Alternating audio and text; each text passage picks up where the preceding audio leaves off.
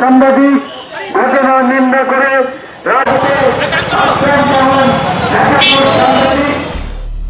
আজ প্রতিবাদেই কেটে গেল শহর কলকাতার গোটা দিন।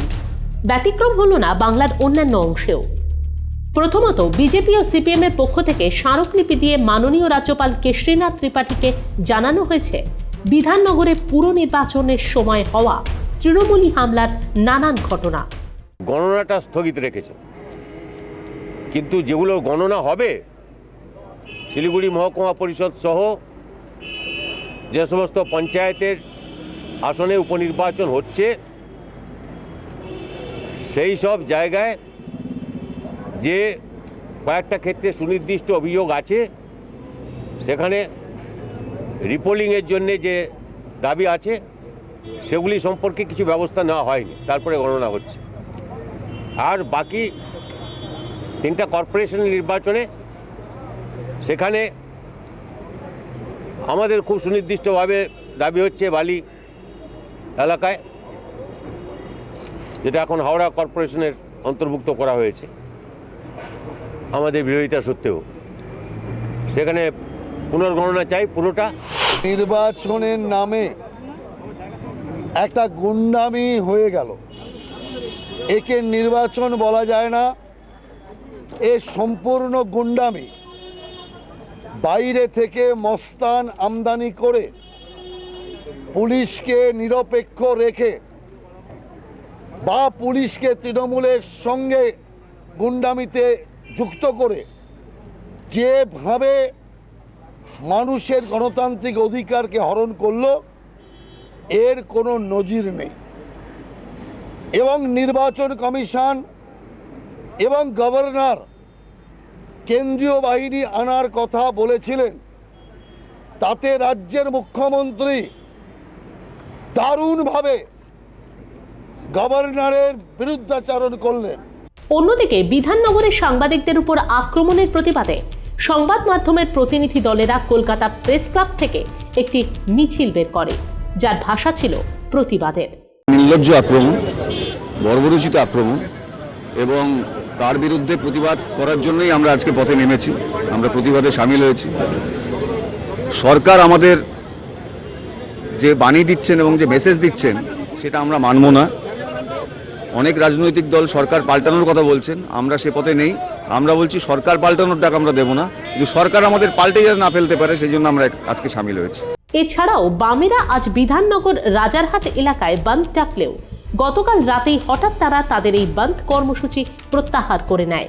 অন্যদিকে তৃণমূল কংগ্রেসের পক্ষ থেকে আজ রাজ্য নির্বাচন কমিশনার সুশান্ত রঞ্জন উপাধ্যায়ের ঘরের সামনে অবস্থান বিক্ষোভে বসেন কলকাতার মেয়র সহ ঘাসফুলের বেশ কিছু নেতারা। আমাদের দলনেত্রী মমতা বন্দ্যোপাধ্যায় সমস্ত মানুষকে একত্রিত করে এই রাজ্যের গণতন্ত্রকে পুনঃপ্রতিষ্ঠিত করেছেন। সেই গণতন্ত্রকে এরা লুণ্ঠন করতে চায়। বিজেপিকে মদত দিচ্ছে যারা, তারা সাবধান হোক। সেই রাজভবনই হোক, সে দিল্লির দরবারই হোক, কিংবা নির্বাচন কমিশনই হোক, আমরা তার বিরুদ্ধে কর্মসূচি ঘোষণা করেছি।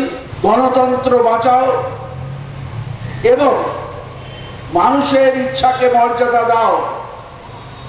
ভোট গণনার দিন শুরু 7 তারিখ ছিল, সেই 7 তারিখেই ভোট গণনা যাতে চালু হয় তার ব্যবস্থা করবার দাবিতে আমরা সুদীর্ঘক্ষণ এখানে অবস্থান করছি। স্টেট ইলেকশন কমিশনের সামনে আজকে তৃণমূলের পক্ষ থেকে কলকাতা কর্পোরেশনের কাউন্সিলর সহযোগীরা এবং হোল পার্টি আজকে আমরা ডেমনস্ট্রেশনে আছি, অবস্থান বিক্ষোভে আছি। একটি কারণটা খুব পরিষ্কার যে বুথের অভ্যন্তরে কোনো ঘটনা ঘটেছে কিনা তার whole authority is the presiding officer. There is a certain process of election continuation. There is the observer report. Election Commission has the prerogative process. The autonomous body can take that decision. But under the propaganda of the BJP, Trinamool, BJP, Congress and the CPIM party, whole organization has been disclosed somehow, some process.